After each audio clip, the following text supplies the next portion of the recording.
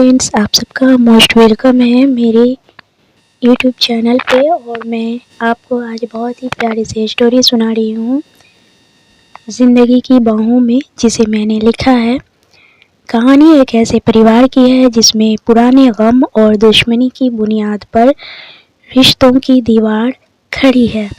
आयशा एक खूबसूरत, ज़िद्दी और आत्मनिर्भर लड़की है जो अपनी खुद की एक दुनिया में रहती है। उसके पिता एक सख्त इंसान हैं जिन्होंने सालों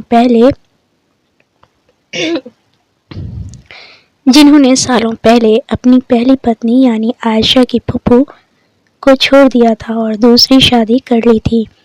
उस वक्त आयशा की फूफू का दिल टूट गया था और ज़मान राना, जो आयशा का कज़िन है, अपनी माँ के दर्द को दिल में रखे बड़ा होता है।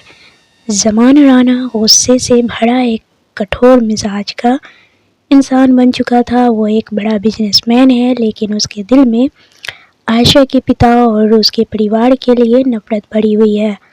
ज़मान को लगता है कि उसकी माँ के साथ हुए अन्याय का जिम्मेदार सिर्फ और सिर्फ आयशा के पिता हैं।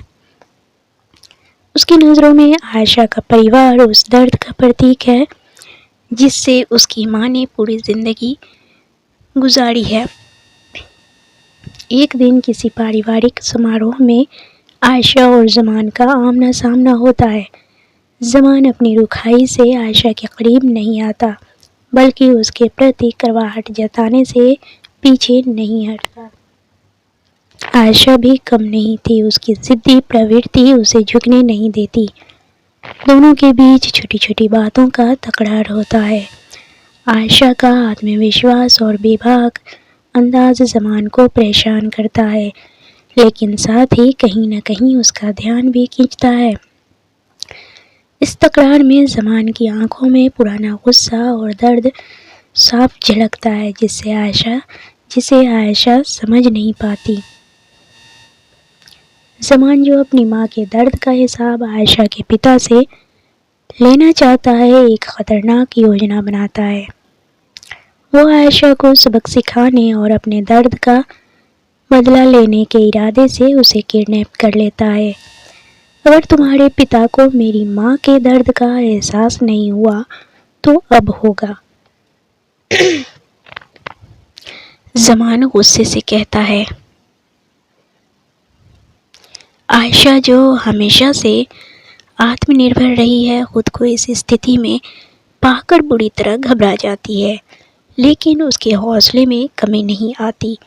वो ज़मान का सामना डटकर करती है, मगर ज़मान का इरादा अडिग होता है। ज़मान अपने बदले की भावना को और गहरा करने के लिए आयशा से ज़बरदस्ती शादी कर लेता है।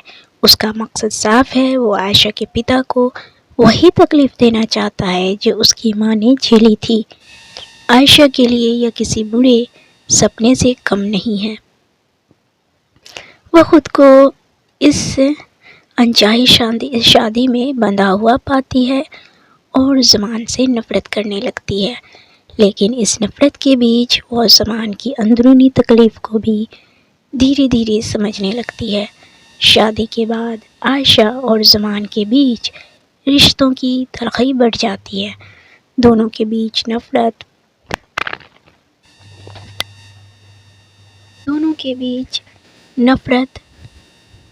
सॉरी फ्रेंड्स, एक बार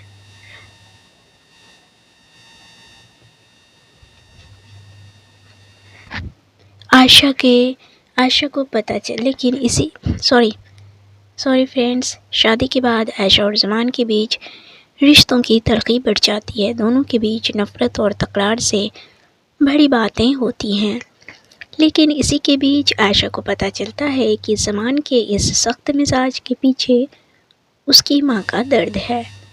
ज़मान भी आयशा की हिम्मत और उसकी ईमानदारी से धीरे धीरे प्रभावित होने लगता है। वो देखता है कि आयशा अपने पिता के गुनाहों का बोझ खुद पर नहीं डालना चाहती। आयशा का यह जज्बा और उसके अंदर की सच्चाई ज़मान को उसकी असली पहचान से जोड़ने लगती है।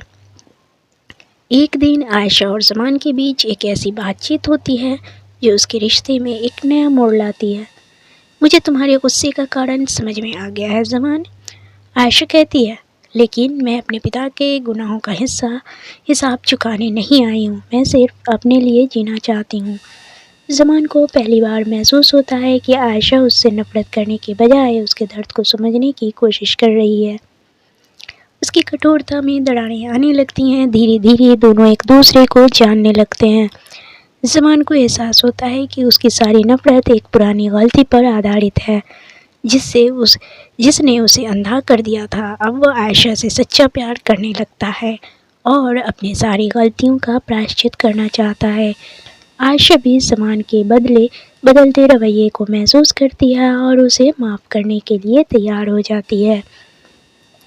ज़मान आयशा से माफ़ी मांगता है और उससे अपने प्यार का इजहार करता है। आयशा, मैंने तुम्हारे साथ जो कुछ भी किया उसके लिए मैं शर्मिंदा हूँ, क्या तुम मुझे माफ़ कर सकती हो? ज़मान कहता है। आयशा मुस्कुराते हुए कहती है, हम दोनों इस रिश्ते में बहुत कुछ सहा है, लेकिन अब हमें इसे एक नई शुरुआत देनी चाहिए। इस तरह दोनों पुरानी गलतफहमियों और कड़वाहट को पीछे छोड़ते हुए एक नया जीवन शुरू करते हैं। उनकी कहानी एक ऐसे रिश्ते की मिसाल बन जाती है जो तकलीफ़ों से उभरकर प्यार और माफ़ी के बंधन में बंध जाता है। तो फ्रेंड्स, कैसी लगी ये प्यारी सी छोटी सी स्टोरी ज़िंदगी की बाहों में? अगर अच्छी लगी हो तो please like, share and comments ज़रूर कीजिएगा। और अगर आप मेरे लिए नए हैं तो प्लीज़ मेरे चैनल को सब्सक्राइब कीजिए, बेल आइकन प्रेस कीजिए ताकि मेरी नेक्स्ट आने वाली वीडियोस की नोटिफिकेशन आपको पहले मिल सके।